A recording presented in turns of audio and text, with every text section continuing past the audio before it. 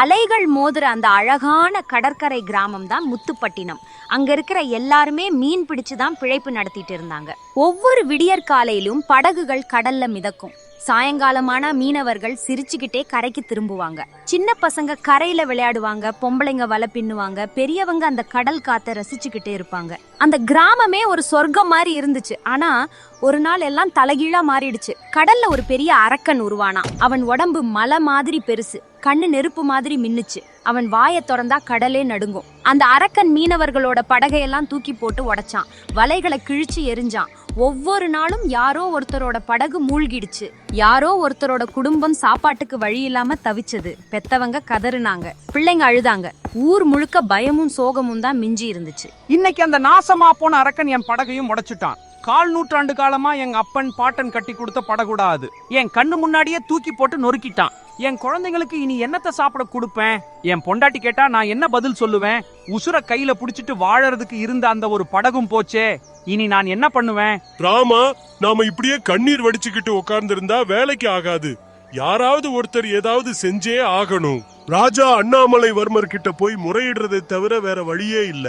அவர் நல்ல மனுஷன், நம்ம குறைய கேட்பாரு. கண்டிப்பா ஏதாவது ஒரு வழியை சொல்லுவாரு. நம்ம போவோமா? சரி கண்ணா, மொத்த கிராமமுமே அழிஞ்சு போயிட்டா நாம எங்க போவோம்? வா, எல்லாரும் கூட்டமா போவோம். ராஜா கிட்டயே கேட்போம். ஒருவேளை நமக்கு உதவி கிடைச்சாலும் கிடைக்கும். போகாம இங்கேயே இருந்தா நம்ம பட்டினியாத்தான் சாகணும்.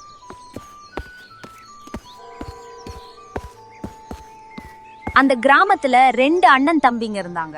மூத்தவன் பேரு வீரன், இளையவன் பேரு கவின். வீரன் பார்க்க தான் உடம்புல தெம்போட இருப்பான், ஆனா மனசுக்குள்ள பேராசையும் சோம்பேறித்தனமும் ஜாஸ்தி. கவின் பாக்குறதுக்கு சின்ன பையனா தெரிஞ்சாலும் மனசுல தைரியமும் மத்தவங்க மேல அக்கறையும் கொண்டவன். இவங்க 2 பேரும் தன்னோட வயசான உடம்பு சரியில்லாத அப்பா வேலாயுதத்தோட வாழ்ந்து வந்தாங்க. கவின், இன்னைக்கு குடிக்க கஞ்சி கூட இல்லையா? காலையில இருந்து வயிறு காஞ்சி கிடக்கு. வேற ஒரு தம்பியா இருந்தா அண்ணனுக்கு சாப்பாடு போட்டிருப்பான். ஆனா நீ என்னைய மதிக்கிறது இல்ல. தூக்கமும் போச்சு, சாப்பாடும் போச்சு. அடுத்து என்னதான் போகுமோ? அண்ணா, படகு போயிடுச்சு, கையில ஒரு பைசா கூட இல்ல. அப்பாவுக்கு மருந்து வாங்கலான்னு வைத்தியர்கிட்ட போனேன். இந்த மருந்து இல்லன்னா உங்க அப்பா நிலைமை இன்னும் மோசமாயிடும்னு சொல்லிட்டாரு. அதுக்கே காசு இல்லாமத்தான் திரும்பி வந்தேன். இங்க சாப்பாட்டுக்கும் வழி இல்ல, மருந்துக்கும் வழி இல்ல. ஏன் என்ன மட்டும் கேக்குறீங்க? நீங்களும் தானே வீட்டுல இருக்கீங்க. நீங்க ஏதாவது முயற்சி பண்ணிருக்கலாம்ல அண்ணா? என்னடா இது, என்னையே எதிர்த்து பேசுறியா? நான் உன் அண்ணன்டா. தம்பி தான் உழைக்கணும். எல்லாத்தையும் நானே செஞ்சா அப்புறம் ஊர்ல என்ன பேசுவாங்க? வீரன் தம்பி சும்மா இருக்கான்னு சொன்னா அது எனக்கு மான பிரச்சனை இல்லையா? அண்ணா, நீங்களும் தான் வேலைக்கு வரல. கடைசியா நீங்க எப்ப மீன் பிடிக்க போனீங்கன்னு எனக்கே ஞாபகம் இல்ல. நான் தினமும் போயிட்டு தான் இருக்கேன். என்னால முடிஞ்சதை செய்யறேன். ஆனா அந்த அரக்கன் பயத்துல இப்ப படகு எடுக்க முடியலையே. பிள்ளைகளா, சண்டை போடாதீங்கப்பா. இந்த நேரத்துல நீங்க இப்படி மல்லு கட்டுனா என் உசுரே போயிடும். கவினே, அந்த அரக்கனை பத்தி ஊர்ல என்ன பேசுறாங்க? வேற யார் படகு போச்சு? மத்தவங்க நிலைமை இப்போ எப்படி இருக்கு? அப்பா, ஊரே தவிச்சு போய் கிடக்கு. அந்த கடல் அரக்கன் கரை வரைக்கும் வந்துடுவானா. இப்ப எல்லாரும் படகு எடுக்கவே பயப்படுறாங்க. இன்னைக்கு கண்ணன் ஐயாவோட படகு போயிடுச்சு. ராமன் ஐயாவோட வலைய போன வாரமே கிழிச்சு போட்டுடுச்சு. சின்ன பிள்ளைங்க சாப்பாடு இல்லாம அழுவுதுங்க. நம்ம கஷ்டப்படுறோம் தான், ஆனா மத்தவங்க நிலைமைய பார்த்தா ரொம்ப பாவமா இருக்குப்பா. கேளுங்க ஊர் மக்களே, கேளுங்க. இது மன்னர் அண்ணாமலை வர்மரோட உத்தரவு. முத்துப்பட்டினம் கிராமத்துல இருக்கிறவங்களும் சுத்துப்பட்டு ஊர்ல இருக்கிறவங்களும் கவனமா கேளுங்க. அந்த கடல் அரக்கனை உயிரோடவோ இல்ல கொன்னோ ராஜா முன்னாடி கொண்டு வர்றவங்களுக்கு 1000 பொற்காசுகள் பரிசா வழங்கப்படும். அது மட்டும் இல்லாம இளவரசி தாமரைய கல்யாணம் பண்ணி வைக்கிற வாய்ப்பும் கிடைக்கும். இந்த அரிய வாய்ப்பை யாரும் விட்டுடாதீங்க. இது மன்னரோட வாக்கு. கவின், கேட்டியாடா? இந்த வாய்ப்பை நான் விடவே மாட்டேன். அந்த அரக்கனை நான் தான் பிடிப்பேன். நான் தான் இளவரசனாகி அப்புறம் மன்னர் ஆவேன். 1000 பொண்ணு. அதை வச்சு என்னென்ன பண்ணலாம்? சும்மா விடுவேனா? அண்ணா, கொஞ்சம் யோசிங்க. அந்த அரக்கன் ரொம்ப ஆபத்தானவன். எத்தனையோ படகுகளை உடைச்சிருக்கான். எத்தனையோ வீரர்கள் அவனை எதிர்க்க போய் உசுர விட்டு இருக்காங்க. நம்ம சாதாரண மீனவங்க அண்ணா, நம்மளால அதை சமாளிக்க முடியுமா? நீ வாய மூடுடா. பயந்தாங்கொள்ளி மாதிரி பேசாத. நான் போறேன். விடிஞ்ச உடனே அரண்மனைக்கு கிளம்பி போய் என் வீரத்தை சொல்லுவேன். அவங்க ஏற்கனவே என் பேரை தெரிஞ்சு வச்சிருப்பாங்க. வீரன் ஒருத்தன் இருக்கான், அவனாலதான் இது முடியும்னு சொல்லுவாங்க பாரு. வீரா, கவின் சொல்றதுலயும் நியாயம் இருக்குப்பா. அவசரப்படாத, நல்லா யோசிச்சு முடிவு எடு. அது அப்புறம் பேசிக்கலாம். நான் நாளைக்கு காலையிலேயே அரண்மனைக்கு கிளம்புறேன். அவ்வளவுதான். அடுத்த நாள் விடியற் காலையிலேயே வீரன் விறுவிறுன்னு அரண்மனைக்கு ஓடுனான். வாசல் காவல்காரங்க கிட்ட கெத்தா தன்னை அறிமுகப்படுத்திக்கிட்டு நேரா ராஜா அண்ணாமலை வர்மரோட சபைக்குள்ளேயே நுழைஞ்சிட்டான். மன்னர் பிரானே, அடியேன் பேரு வீரன். முத்துப்பட்டினம் கிராமத்திலேயே ரொம்ப தைரியமான ஆளு நான் தான். என் பேரே வீரன்னு இருக்கும்போது என்னால முடியாதது எதுவுமே இல்ல. அந்த பாழா போன கடல் அரக்கன் எம்மாத்திரம். அவனை பிடிச்சிட்டு வந்து உங்க முன்னாடி நிப்பாட்டுறேன். இப்பவே கல்யாண ஏற்பாட்டை ஆரம்பிச்சிடுங்க. இதோ சீக்கிரமே ஜெயிச்சிட்டு வந்துடுறேன். தம்பி, உன் துணிச்சலை பார்த்தா சந்தோஷமா இருக்கு. உன் மனசுல இருக்கிற இந்த தைரியம் பாராட்டுக்குரியதுதான். ஆனா ஒண்ணு தெரிஞ்சுக்கோ, வெறும் வாயால பேசுறது வீரம் கிடையாது. ஒரு மனுஷன் அவனோட செயல்ல தான் யாருன்னு நிரூபிக்கணும். போ, அந்த அரக்கனை புடிச்சிட்டு வா, வெற்றியோட திரும்பி வா. அப்புறம் நாம மத்தத பேசிக்கலாம். சொன்ன சொல்லுல இருந்து இந்த மன்னன் என்னைக்குமே மாற மாட்டான். நிச்சயமா மன்னா, நான் திரும்பி வரும்போது அந்த அரக்கன் என் கால் அடியில கிடப்பான். இவன் என்னவோ இவ்வளவு பெருசா பேசுறான், ஆனா இவன் கண்ணுல அந்த ஆழமான வீரத்தை காணோமே. சரி, பொறுத்திருந்து பார்ப்போம். வீரன் அரண்மனையை விட்டு வெளியே வந்தான். ஆனா சொன்னபடி கடல் பக்கம் போகாம ஊர் எல்லையில இருந்த ஒரு பெரிய ஆலமரத்தடியில போய் சாவகாசமா படுத்து தூங்குனான். ஒரு தப்பு கணக்கு போட்டான். சோம்பேறி மனசுக்கு எப்பவுமே குறுக்கு வழிதான் முதல்ல தோணும் போல. நம்ம எதுக்கு இவ்வளவு கஷ்டப்படணும்? யாராவது ஒருத்தன் அந்த அரக்கனை பிடிப்பான். அப்போ அதை அப்படியே ஆட்டைய போட்டுக்கலாம். அப்பா, நான் ஒரு முடிவு எடுத்துட்டேன். நேத்து ராத்திரி முழுக்க இத பத்தியே யோசிச்சுட்டு இருந்தேன். எனக்கு தூக்கமே வரல. அந்த அரக்கனை எதிர்த்து நான் தான் போகணும்னு என் மனசு சொல்லுதுப்பா. என்னடா சொல்ற? நீ போக போறியா? அது ரொம்ப ஆபத்து மகனே. அந்த அரக்கன் எத்தனை பேரை கொன்னு இருக்குன்னு தெரியுமா? ஊரே பயந்து நடுங்குது. அத நீ தனியா போய் எதிர்க்க போறியா? அப்பா, எனக்கு பயமே இல்லைன்னு நான் சொல்லல. எனக்கும் பயமா தான் இருக்கு. ஆனா அந்த பயத்தை ஓரமா தள்ளி வைக்க ஒரு காரணம் இருக்குப்பா. இப்போ ஊர்ல யாராலையும் மீன் பிடிக்க போக முடியல. சின்ன பிள்ளைங்க சாப்பாடு இல்லாம தவிக்குதுங்க. பெரியவங்க கஷ்டப்படுறாங்க. முக்கியமா உங்களுக்கு மருந்து வாங்க கூட நம்ம கிட்ட காசு இல்லையேப்பா. இப்படியே வீட்டுல முடங்கி கிடக்கிறத விட ஏதாவது ஒரு தைரியமான காரியம் செஞ்சு இந்த ஊரை காப்பாத்துறது தான் சரின்னு எனக்கு தோணுது. கவினே, நீ ரொம்ப நல்ல புள்ளடா. என் 2 மகன்கள்ல நீ தான் எப்பவும் மென்மையானவன், மத்தவங்க மேல பாசம் காட்டுறவன். ஆனா நீ போயிட்டா என்ன ஆகும்? உங்க அண்ணன் வீரன் வேற ஏதோ ஒரு குழப்பத்துல இருக்கான். நீயும் போயிட்டா இந்த வீட்டை யார் பாத்துக்குவா? அப்பா, இந்த வீட்டை பாத்துக்க நான் இல்லைன்னாலும் அண்ணன் இருக்கான். நான் ஜெயிச்சு வந்தா உங்களுக்கு மருந்தும் கிடைக்கும், ஊருக்கு நிம்மதியும் கிடைக்கும். ஒருவேளை நான் தோத்துட்டாலும் அது ஒரு நல்ல காரணத்துக்காகத்தான் இருக்கும். எனக்கு ஆசீர்வாதம் பண்ணுங்கப்பா. தர்மம் என் பக்கம் இருந்தா நான் கண்டிப்பா ஜெயிப்பேன். சரி, போயிட்டு வா. அந்த இறைவனே உனக்கு காப்பாத்துட்டும். கவலைப்படாத, தர்மம் உனக்கு துணையா இருக்கும். நேர்மையான மனசுக்கு கடவுள் எப்பவும் வழிகாட்டுவார். என் ஆசீர்வாதம் எப்பவும் உனக்கு உண்டு. ரொம்ப நன்றிப்பா. நான் சீக்கிரமே திரும்பி வருவேன். உங்களை நல்லா கவனிச்சுப்பேன். இது சத்தியம். கவின் நேர அரண்மனைக்கு போய் மன்னர் கிட்ட அனுமதி வாங்கினான். மன்னர் அவனை ஒரு மாதிரி ஆச்சரியமா பார்த்தாரு. அந்த பையனோட கண்ணுல ஒரு தெளிவும் மாற்றமும் தெரிஞ்சது. அப்புறம் கவின் கடலை நோக்கி தனியா கிளம்பினான். வெயில் மண்டையை பிளந்தது. சரியான வழியும் தெரியல. ஆனாலும் கவின் மனசு தளரவே இல்ல. ஏ வாலிபா, கொஞ்சம் நில்லு. சொல்லுங்க பாட்டி, நீங்க யாரு? இந்த கடற்கரை பாறைகளுக்கு நடுவுல தனியா என்ன பண்றீங்க? உங்களுக்கு ஏதாவது உதவி வேணுமா? அதை விடு மகனே, நீ இப்போ கவலைப்பட வேண்டியதெல்லாம் ஒன்னே ஒண்ணுதான். அந்த அரக்கனை எப்படி ஜெயிக்க போறோன்னு. நீ எங்க போற, எதுக்காக போறன்னு எனக்கு தெரியும். உன் மனசு ரொம்ப சுத்தமானது. நீ உனக்காக போகல, மத்தவங்களுக்காக போற. இளவரசிய கட்டிக்கணும்னு ஆசைப்பட்டு நீ கிளம்பல. 1000 பொற்காசு வேணும்னு நீ வரல. ஊர் மக்கள் படுற கஷ்டத்தை பார்க்க முடியாமத்தான் போற. அதனாலதான் நான் உன்னை தடுத்து நிறுத்தினேன். பாட்டி, என் மனசுல என்ன இருக்குன்னு உங்களுக்கு எப்படி தெரியும்? நீங்க யாரு? நான் இதுக்கு முன்னாடி உங்களை பார்த்ததே இல்லையே. அதெல்லாம் விடு மகனே, அதெல்லாம் முக்கியம் இல்ல. இப்போ முக்கியமானது ஒண்ணு இருக்கு. இதோ இந்த கருவியை என்கிட்ட இருந்து வாங்கிக்கோ. இது சாதாரணமானது கிடையாது. இதை வீசினா எந்த அரக்கனாலும் தப்பிக்க முடியாது. 100 வருஷமா இது என்கிட்டயே இருந்துச்சு.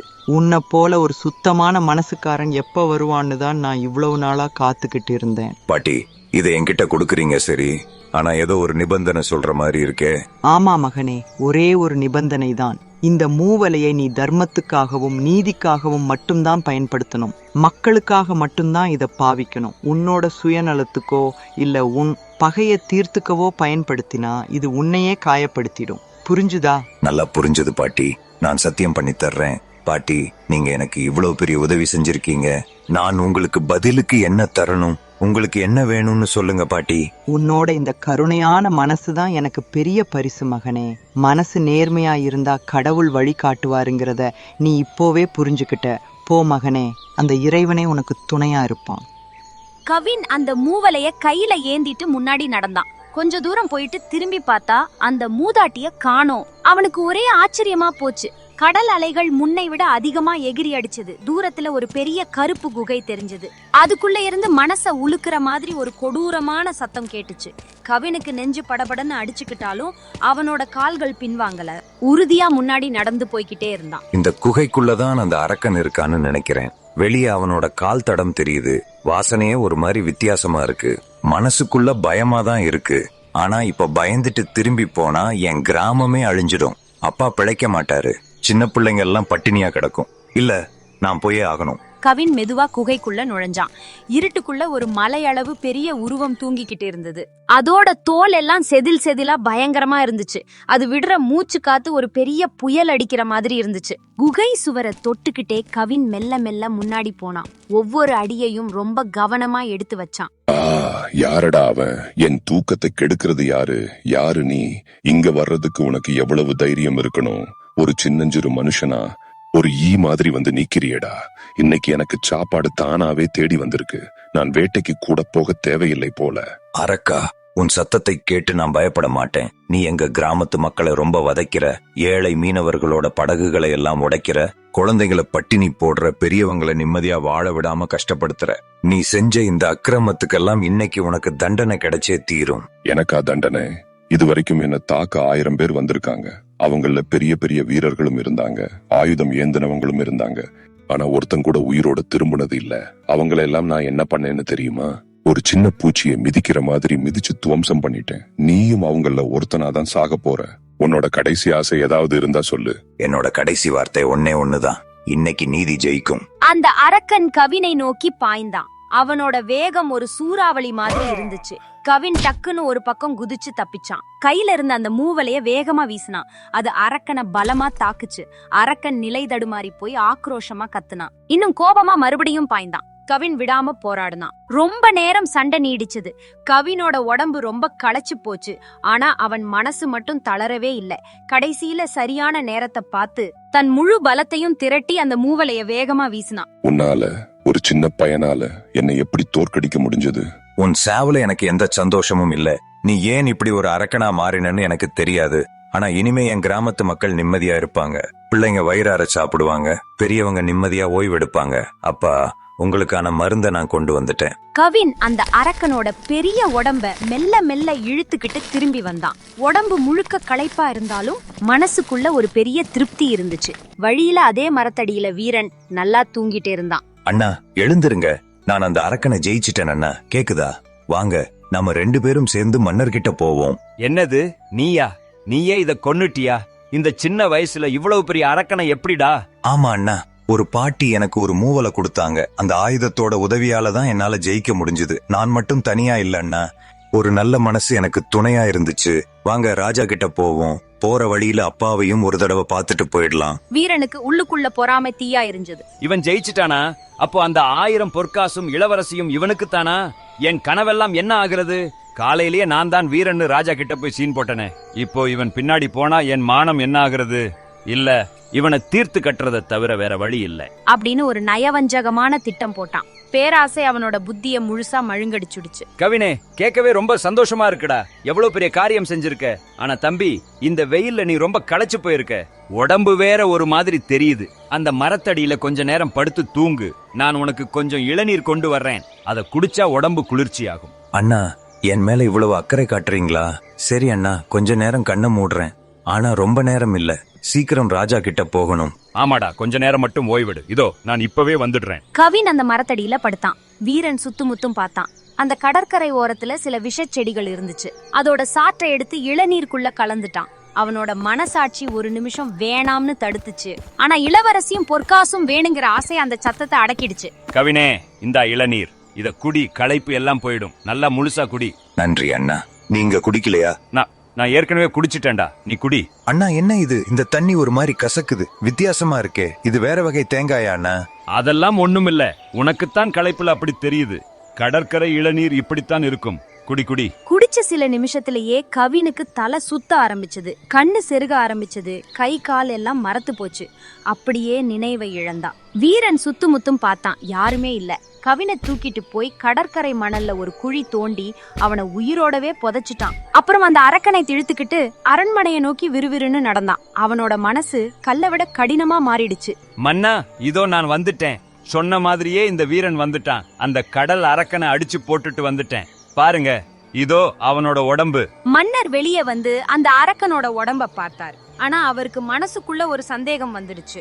இந்த மனுஷன் காலையில வரைக்கும் இங்கதானே இருந்தான். ஒரே நாள்ல இவ்வளவு பெரிய அரக்கனை இவனால எப்படி ஜெயிக்க முடிஞ்சது? அவனோட துணியில சண்டை போட்டதுக்கான எந்த அடையாளமும் இல்ல. உடம்புல ஒரு சின்ன கீறல் கூட இல்ல. ஆனா தகுந்த ஆதாரம் இல்லாம யாரையும் தப்பு சொல்ல முடியாது அப்படின்னு ராஜா யோசிச்சாரு. வீரா, உன் தைரியம் நிஜமாவே ஆச்சரியமா இருக்கு. நீ கொண்டு வந்திருக்கிற இந்த ஆதாரமும் தெளிவாதான் இருக்கு. ஆனா கல்யாணம்ங்கிறது அவசரப்பட்டு எடுக்க வேண்டிய முடிவு இல்ல. இது என் மகளோட வாழ்க்கை சம்பந்தப்பட்டது. ஜோதிடர்கள் என்ன சொல்றாங்கன்னா, இன்னும் 7 நாள் கழிச்சுதான் நல்ல முகூர்த்தம் வருதாம். அன்னைக்கே கல்யாணத்தை வச்சுக்கலாம். மன்னா, 7 நாளா? என்னோட வீரத்தை நான் தான் நிரூபிச்சிட்டனே. அப்புறம் என்ன? உடனே கல்யாணத்தை முடிச்சா என்ன ஆக போகுது? கொஞ்சம் பொறுமையா இருப்பா. 7 நாள்ல ஒன்னும் குடிமுழுகி போயிடாது. சரியான நேரத்துல எல்லாம் நடக்கும். என் வார்த்தை மேல உனக்கு நம்பிக்கை இருக்கட்டும். சரி மன்னா, 7 நாள் நான் காத்திருக்கேன். ஆனா உங்க வாக்க மட்டும் மாத்திடாதீங்க. மந்திரியாரே, இந்த மனுஷன் ஏதோ பொய் சொல்றான்னு என் மனசுக்கு தோணுது. அவன் கண்ணுல வெற்றி பெற்றவங்கிட்ட இருக்க வேண்டிய அந்த நிமிர்வு இல்லை. நிஜமான வீரர்களுக்கு ஒரு ஆழமான அமைதி இருக்கும். அது இவங்கிட்ட இல்லவே இல்ல. ஆனா இப்போதைக்கு நான் என்ன பண்ண முடியும்? உண்மையை நாம தான் கண்டுபிடிக்கணும். இந்த 7 நாள்ல உண்மை என்னன்னு வெளியே வரட்டும். நிச்சயமா மன்னா, உங்க சந்தேகம் நியாயமானதுதான். நான் ரகசியமா இத பத்தி விசாரிக்கிறேன். கடற்கரையில ஒரு பழைய கலங்கரை விளக்கம் இருந்துச்சு.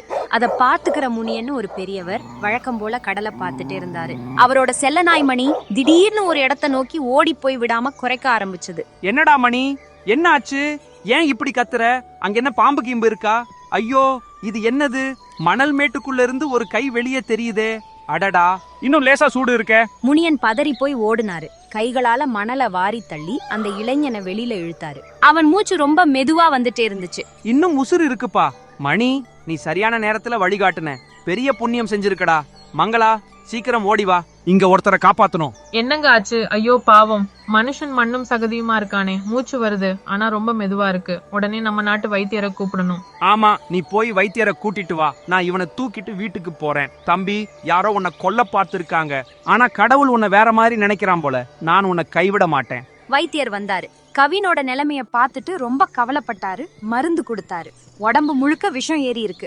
ஆனா இவன் இளவட்டமா இருக்கிறதாலையும் மனசு உறுதியா இருக்கிறதாலையும் பழைச்சுப்பான். எல்லாம் அந்த பகவான் கையில தான் இருக்குன்னு சொல்லிட்டு போனாரு. ஒவ்வொரு நாளும் முனியனும் மங்களாவும் கவினை தங்களோட புள்ள மாதிரி பாத்துக்கிட்டாங்க. 6 நாள் கடந்துடுச்சு. 7வது நாள் விடியற் காலையில கவின் மெதுவா கண்ணை திறந்தான். இது எங்க? நான் யார் வீட்டுல இருக்கேன்? கவலைப்படாதே மகனே, நான் தான் முனியன், இந்த விளக்கு மாடத்தை பாத்துக்கிறவன். இவ என் மனைவி மங்களா. எங்களோட மணிதான் உன்னை கண்டுபிடிச்சது. யாரோ உன்னை மணல்ல புதைச்சு வச்சிருந்தாங்க. நாங்க உன்னை உயிரோட மீட்டோம். நீ பிழைச்சதே ஒரு பெரிய அதிசயம்தான். கடவுள் உன்னை காப்பாத்திட்டாரு. ஐயா, என் உசுரை காப்பாத்திட்டீங்க. ஐயோ, இன்னைக்கு என்ன தேதி? எத்தனாவது நாள்? சீக்கிரம் சொல்லுங்க. இன்னைக்கு 7வது நாள் மகனே. ஆனா நீ இன்னும் உடம்பு தேரல. இப்போ உன்னால எழுந்திருக்க முடியுமா? அரண்மனையில ஒரு தப்பான கல்யாணம் நடக்க போகுது. எங்க அண்ணன் என்னை ஏமாத்திட்டு. ஆமா, எல்லாம் ஞாபகம் வருது. நான் இப்போவே போகணும். என்ன போக விடுங்க. மகனே, உடம்பு இன்னும் ரொம்ப பலவீனமா இருக்கு. இப்போவே போனா மயக்கம் வந்து விழுந்துட மாட்டியா? நீங்க என் உசுரை காப்பாத்திருக்கீங்க. அந்த உசுரை ஒரு நல்ல காரியத்துக்காக பயன்படுத்த விடுங்க. ஒரு நேர்மையான இளவரசியோட வாழ்க்கை ஒரு அநியாயக்காரன் கூட சேர்ந்து பாழாக்கூடாது. என்னால போக முடியும். தயவு செஞ்சு என்னை அனுப்பி வைங்க. மங்களா, இவன் சொல்றதுதான் சரி. நியாயம் ஜெயிக்கணும். நாங்களும் உன்னோடு வர்றோம். அங்க என்ன நடந்துச்சுன்னு சாட்சி சொல்ல வேண்டியது எங்களோட கடமை. அரண்மனை மணமேடை கோலாகலமா அலங்கரிக்கப்பட்டிருந்தது. பூக்களோட வாசனையும் பன்னீர் வாசனையும் ஊரையே தூக்குச்சு. ஊர் மக்கள் எல்லாரும் திரண்டு வந்திருந்தாங்க. இளவரசி தாமரைக்கு இந்த கல்யாணத்துல துளி கூட இஷ்டம் இல்ல. ஆனா வேற வழி இல்லாம மேடையில உட்கார்ந்திருந்தா. வீரன் மாப்பிள்ள கோலத்துல ரொம்ப திமிரா ஆடம்பரமா நின்னுட்டு இருந்தான். ஆனா மன்னர் மனசுக்குள்ள மட்டும் ஏதோ ஒரு கலக்கம் இருந்துட்டே இருந்துச்சு. இந்த மனுஷங்கிட்ட ஏதோ தப்பு இருக்குன்னு என் மனசு சொல்லுது. இவன் கண்ணுல நேர்மையே இல்ல. ஆனா நான் என்ன பண்ண முடியும்? அப்பாவோட வாக்குக்கு கட்டுப்பட்டு நிக்கிறேன். இறைவா, நீதான் உண்மையை வெளியில கொண்டு வரணும். மன்னா, நல்ல நேரம் வந்தாச்சு. மாலை மாத்திக்க வேண்டியதுதான் பாக்கி. நிறுத்துங்க. இந்த கல்யாணம் நடக்க கூடாது. எல்லாரும் அதிர்ச்சியோட திரும்பி பார்த்தாங்க. களைச்சு போன உடம்பு, அங்கங்கே ஒட்டி இருக்கிற மணல், தள்ளாடுற கால்கள். ஆனா கண்ணுல மட்டும் ஒரு தைரியத்தோட கவின் நடந்து வந்தான். நீ நீ நீ இங்க எப்படி? நீ இன்னும் உசுரோட தான் இருக்கியா? ஆமா அண்ணா, நான் உசுரோட தான் இருக்கேன். கடவுள் ஒருத்தரை காப்பாத்தணும்னு நினைச்சா யாராலையும் அவரை அழிக்க முடியாது. நீ என்னை உயிரோட புதைச்ச. ஆனா அந்த மண்ணு கூட என்னை ஏத்துக்கல. இதோ இந்த ஐயா தான் என் உசுரை மீட்டு கொடுத்தாரு. நிறுத்துங்க தம்பி. யாரு நீ? இங்க என்ன நடக்குது? வீரா, யாரு இவன்? மன்னர் பிரானே, என் பேரு கவின். முத்துப்பட்டினம் கிராமத்துல இருக்கிற ஒரு சாதாரண மீனவனோட மகன். அந்த அரக்கனை கொன்னது நான் தான், இந்த வீரன் கிடையாது. ஒரு மூதாட்டி கொடுத்த அந்த மாய மூவலைய வச்சுதான் நான் போர் செஞ்சு ஜெயிச்சேன். நான் வெற்றியோட திரும்பி வரும்போது என் சொந்த அண்ணனே எனக்கு விஷம் கலந்த இளநீரை குடிக்க கொடுத்தான். நான் மயங்கி விழுந்ததும் என்னை உயிரோடவே மணல்ல புதைச்சிட்டான். கலங்கரை விளக்கத்தை பார்த்துக்கிற இந்த முனியன் ஐயா தான் என்னை காப்பாத்தினாரு. பொய், இவன் சுத்த பொய் சொல்றான் மன்னா. நான் தான் அந்த அரக்கனை கொன்னேன். அவனை இழுத்துட்டு வந்து உங்க முன்னாடி போட்டது நான் தான். இவன் ஒரு ஏமாத்துக்காரன். மன்னா, இந்த பையன் சொல்றது அத்தனையும் உண்மை. என் பேரு முனியன். 40 வருஷமா இந்த விளக்கு மாடத்தை பாத்துக்கிறேன். என் நாய் தான் மணலுக்குள்ள புதஞ்சு கிடந்த இவன் கைய கண்டுபிடிச்சது. நானே என் கையால மணலை தோண்டி இவனை வெளியில எடுத்தேன். 7 நாளா என் வீட்டுல தான் இவன் தங்கி இருந்தான். இது சத்தியமான உண்மை மன்னா. என் வாழ்நாள்ல நான் பொய் சொன்னதே இல்ல. ஆமா மன்னா, நான் தான் முனியனோட மனைவி மங்களா. 7 நாளா இவனுக்கு மருந்து கொடுத்து பாத்துக்கிட்டது நான் தான். இவன் எங்க வீட்டு புள்ளை மாதிரி எங்க கண்ணு முன்னாடியே கிடந்தான். நாங்க பார்த்ததுதான் உண்மை, மத்தபடி வேற எதுவும் இல்ல. மன்னர் வீரனை உத்து பார்த்தார். வீரன் அப்படியே தலைகுனிஞ்சு நின்னான். இனிமே எதையும் மறுத்து பேச அவன்கிட்ட வார்த்தையே இல்ல. உண்மை தானாவே வெளியே வந்துருச்சு. மன்னர் உடனே படை வீரர்களை கூப்பிட்டார். வீரா, தம்பின்னு கூட பார்க்காம ஏமாத்தி விஷம் கொடுத்து உயிரோடவே மணல்ல புதைச்சியா நீ செஞ்ச இந்த அக்கிரமத்துக்கு சொல்லவே வார்த்தை இல்லடா. இந்த அரண்மனையில எப்பவுமே நீதிதான் ஆட்சி செய்யும். வெறும் ஆசைக்காக தன் சொந்த ரத்தத்தையே கொல்ல பார்த்த உனக்கு என்ன தண்டனை கொடுக்கணும்? படை வீரர்களே, இவனை கைது செஞ்சு சிறையில போடுங்க. முறைப்படி விசாரணை நடக்கட்டும். மன்னா, என்ன மன்னிச்சிடுங்க. தம்பி, என்ன உன்னால மன்னிக்க முடியுமாடா? அந்த பொற்காசுகள் மேல இருந்த ஆசையில நான் பைத்தியமாயிட்டேன். நீ என் தம்பிங்கிறதையே நான் மறந்துட்டேன். சின்ன வயசுல சண்டை வரும்போதெல்லாம் நீதான் என்னை காப்பாத்துவ. ஆனா நான் என்ன பண்ணேன்? உன்னையே மண்ணுக்குள்ள புதைச்சிட்டேனே. இதுக்கு வேற என்ன சாட்சி வேணும்? நான் தண்டிக்கப்பட வேண்டியவன் தான். ஆனா கவின், இப்போ என் மனசு நிஜமாவே மாறிடுச்சுடா. இனிமே திருந்திடுவேன்னு சத்தியம் பண்றேன். என்ன மன்னிச்சிடு தம்பி. கவின் கொஞ்ச நேரம் அண்ணனையே பார்த்தான். அமைதியா நின்னு அவனோட கண்ணுல இருந்து தண்ணி வழிஞ்சது. மனசுக்குள்ள ஒரு பெரிய போராட்டமே நடந்துச்சு. கோபப்படணுமா இல்ல மன்னிக்கணுமான்னு. அப்போ தர்மம் தான் நமக்கு துணையா இருக்கும்னு அவங்க அப்பா சொன்ன வார்த்தை அவன் ஞாபகத்துக்கு வந்தது. மன்னர் பிரானே, உங்ககிட்ட ஒரு வேண்டுகோள். சொல்லு மகனே, நீ என்ன கேட்டாலும் நான் செய்ய தயாரா இருக்கேன். எங்க அண்ணனை விட்டுடுங்க மன்னா. நான் அவரை மன்னிச்சிட்டேன். அவர் தப்பு செஞ்சது உண்மைதான், அதுவும் ரொம்ப பெரிய தப்பு தான். ஆனா இப்போ அவர் மனசார வருத்தப்படுறாரு.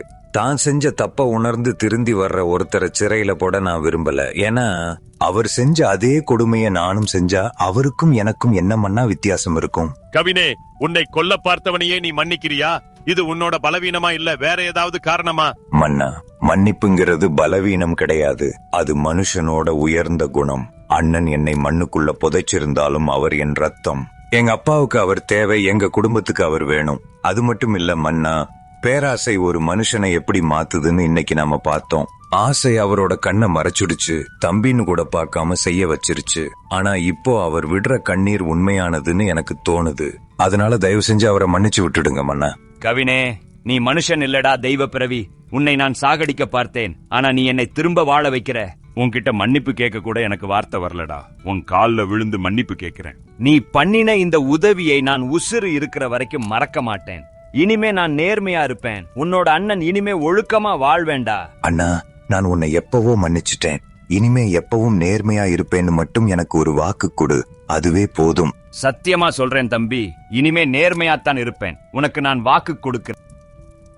கவினே, இன்னைக்கு நான் ஒரு விஷயத்தை புரிஞ்சுக்கிட்டேன். வீரம்ங்கிறது வெறும் தோல்ல இருக்கிற தசை கிடையாது, அது மனசுல இருக்கிற நேர்மை. கருணைங்கிறது பலவீனமானவங்களுக்கு மட்டும் இல்ல, அது பலமானவங்க கையில இருக்கிற ஆகச் சிறந்த ஆயுதம். நீ வீரத்திலையும் உயர்ந்தவன், கருணையிலையும் உயர்ந்தவன்.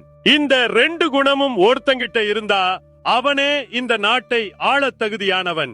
இன்னையிலிருந்து நீ என் மகள் தாமரையோட கணவன், இந்த நாட்டோட இளவரசன். அப்பா, இந்த மனுஷன் என்ன அடையணும்னு ஆசைப்பட்டு போராடல. இவன் கிராமத்து மக்களுக்காக போராடுனா, சின்ன பிள்ளைங்களுக்காக போராடுனா, பெரியவங்களுக்காக போராடுனா. ஒரு இளவரசிய கட்டிக்கணுங்கிற ஆசையில இவன் கிளம்பல. தன் ஊர் மக்கள் நல்லா இருக்கணும்னு தான் கிளம்புனான். அப்படிப்பட்ட ஒரு உன்னதமான மனுஷனை தலைவனா அடையறதுக்கு நான் கொடுத்து வச்சிருக்கணும். மன்னரே, இளவரசியே, நான் ஒரு ஏழை மீனவன். என்கிட்ட பொன்னும் பொருளும் இல்லை, வசிக்கிறதுக்கு அரண்மனையும் இல்லை. அப்படிப்பட்ட எனக்கு இந்த தகுதி எல்லாம்... தம்பி, தகுதிங்கிறது பொற்காசுகளால வர்றதில்ல, அது மனசால வர்றது. நீ மக்களுக்காக யோசிச்சே பாரு. அந்த ஒரு குணமே ஒரு ராஜாவுக்கு போதும். அரண்மனையும் பணமும் தானா வரும். மனசு சுத்தமா இருந்தா அதுவே போதும் மகனே. கடவுளே, என் வாழ்நாள்ல இந்த ஒரு காட்சியை காணணும்னு ஆசைப்பட்டேன். நீதி ஜெயிச்சுடுச்சு. நல்லவனுக்கு நல்லதே நடக்கும்ங்கிறதுக்கு இதுதான் சாட்சி. எனக்கு இதுவே போதும். ஏங்க நம்ம ஒன்னும் பெருசா செஞ்சிடல, எல்லாம் அந்த பகவான் தான் செஞ்சாரு. அன்னைக்கு முத்துப்பட்டினம் கிராமமே திருவிழா கோலம் பூண்டுச்சு. கடல் அரக்கன் செத்து போனதால மீனவர்கள் எல்லாரும் பயம் இல்லாம மறுபடியும் கடலுக்குள்ள படக விட்டாங்க. கண்ணன், ராமன் எல்லாரும் சந்தோஷமா மீன் பிடிக்க போனாங்க. பிள்ளைங்க சிரிச்சு விளையாடினாங்க. கவினோட அப்பா வேலாயுதத்துக்கு சரியான மருந்து கிடைச்சது. அவரோட உடம்பும் தேறிடுச்சு. நண்பர்களே, இந்த கதை பிடிச்சிருந்தா ஒரு லைக் பண்ணிக்கோங்க. இது மாதிரி சிறந்த கதைகளுக்கு நம்ம சேனலை சப்ஸ்கிரைப் பண்ணி அடுத்தடுத்த எபிசோட்ஸ்ல ஜாயின் பண்ணிக்கோங்க. கூடவே அந்த பெல் பட்டனையும் கிளிக் பண்ணிக்கோங்க.